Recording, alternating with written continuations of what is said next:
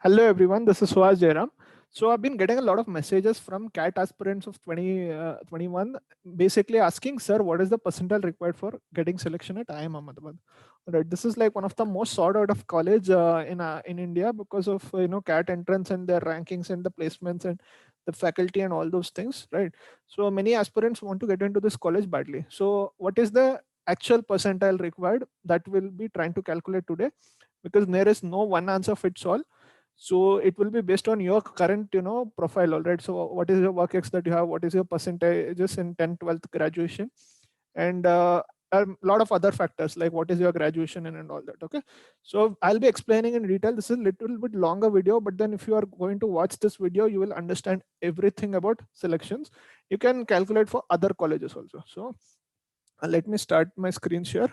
Okay, so I'll be first showing you the publicly available domain information. All right. Later on, I have the RTI information, which is like taken by few friends of us. All right.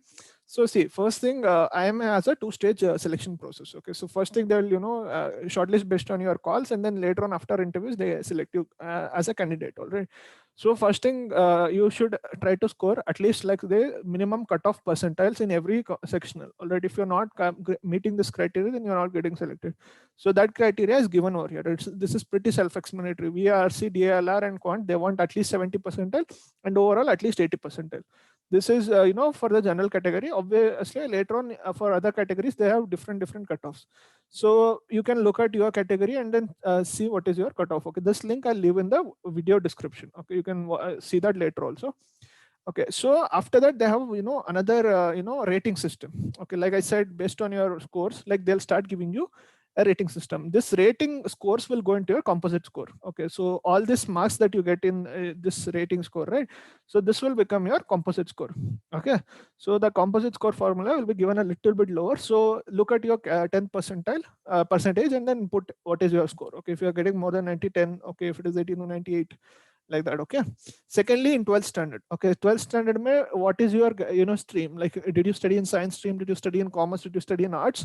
You look at that, and based on your marks over there, you can choose. Okay, if you have a CGPA system in your college, try to find out what is the conversion formula. If there is no conversion formula, you can assume that it is 10. All right, so you multiply that and then you can do it. Okay, so after that, there is one more rating based system where they are giving different cutoff for different candidates of say engineering and arts and all this. Like they have different cutoffs, right? BCom candidates have a different cutoff, and all that. Medical students have a different cutoff. So that thing they have grouped in AC1, AC2, AC3, AC4, AC6, and AC5. Okay, so what are these AC5s? That will be dealt a little bit later.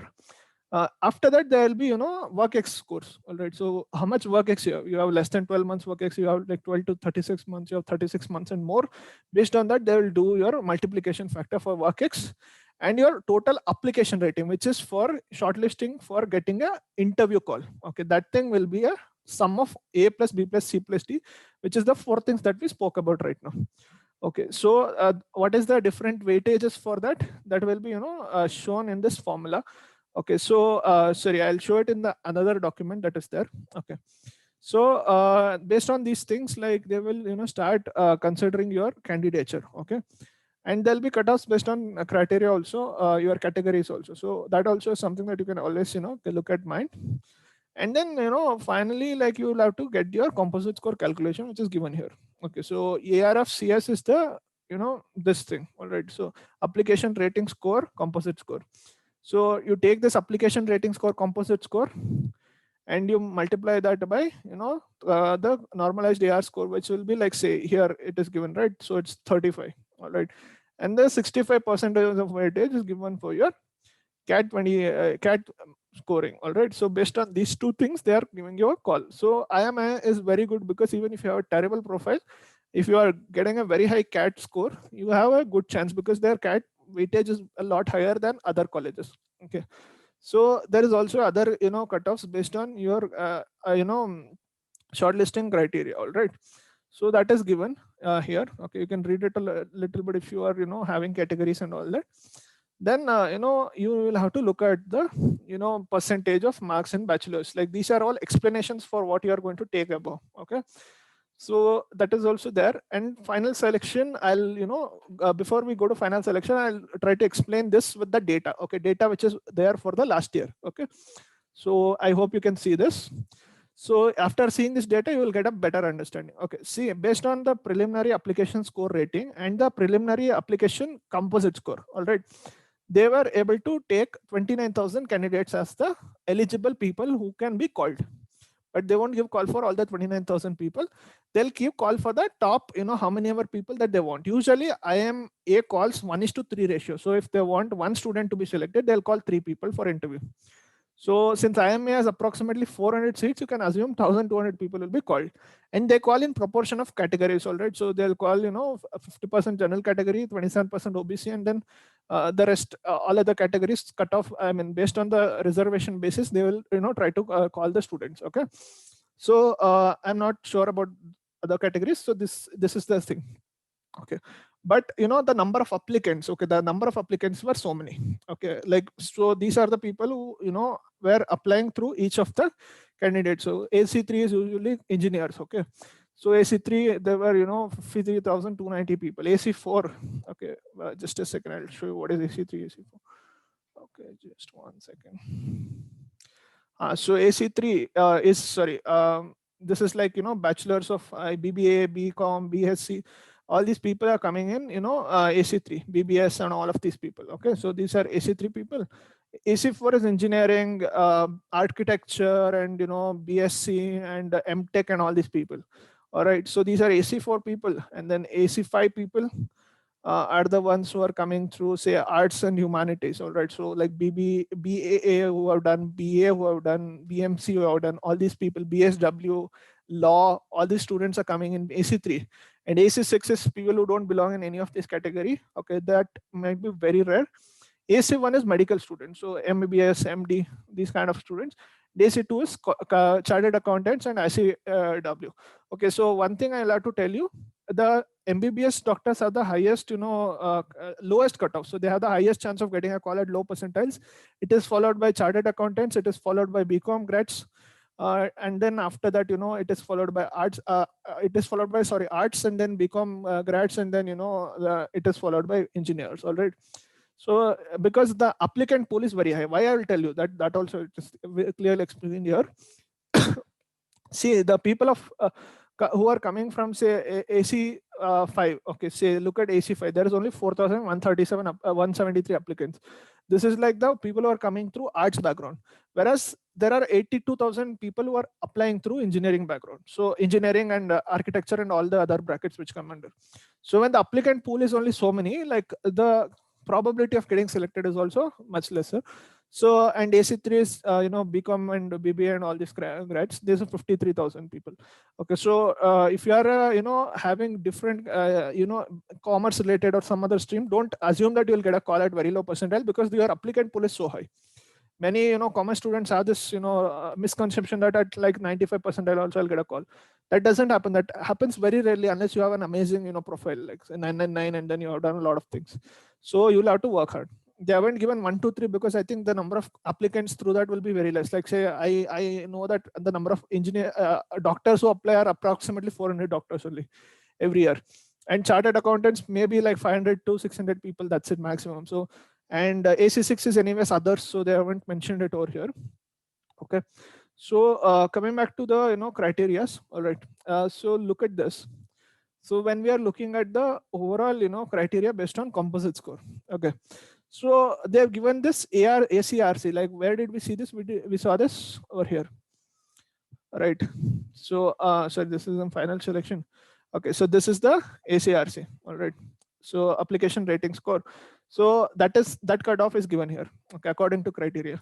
So you calculate the score based on the details given here, and then come back and then compare it if it is above this. Okay, if it is above it, you are like well and good. All right, if it is not, then you'll have to work a lot harder to get a better CAT score. Okay, like right now, to calculate this, you can assume that your CAT score was 95 and you start. Okay, and for 95, you go for last year data and then find the composite score calculation, okay, based on, say, the cutoff marks and all that, and the maximum marks.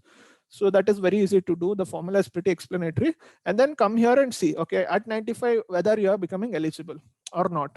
Okay. If you are not, then you'll have to get more than 95. If you are getting eligible, then yes, you can. But then it is better to target a higher percentile, because as your percentile gets higher, it is easier to get selected.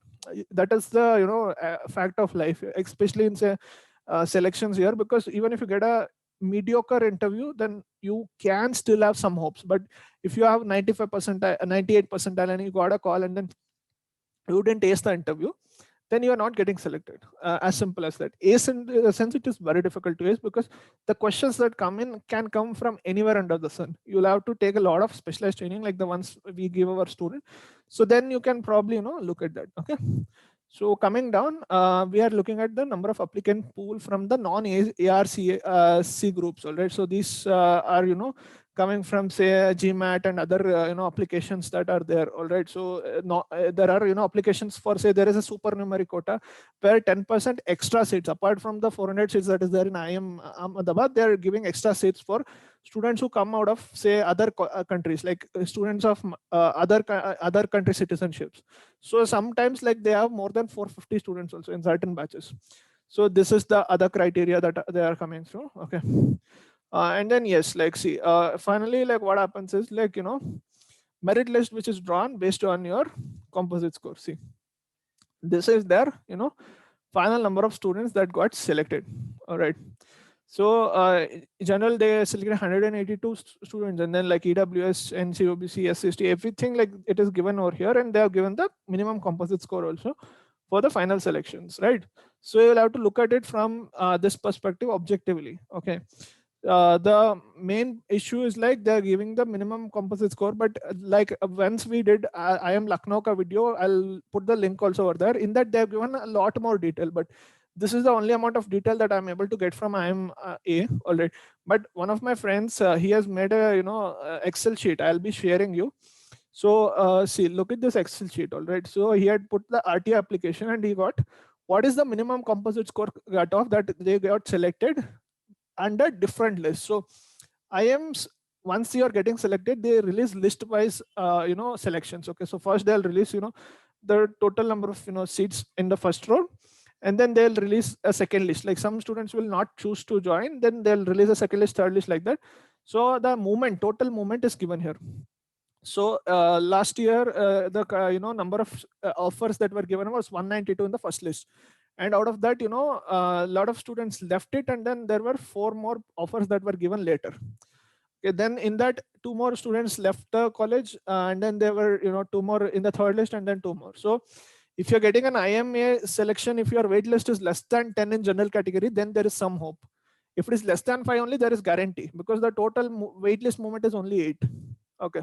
So that is the scene. All right. So you need to be careful in this also, and you please have that in mind. So that's why that is where the importance of higher percentile comes, because who knows, like I know a friend who got waitlisted at 12 or something in IIM Ahmedabad, and he didn't get selected last year. So that's terrible, because you will know that okay, I came so close and then I didn't get selected.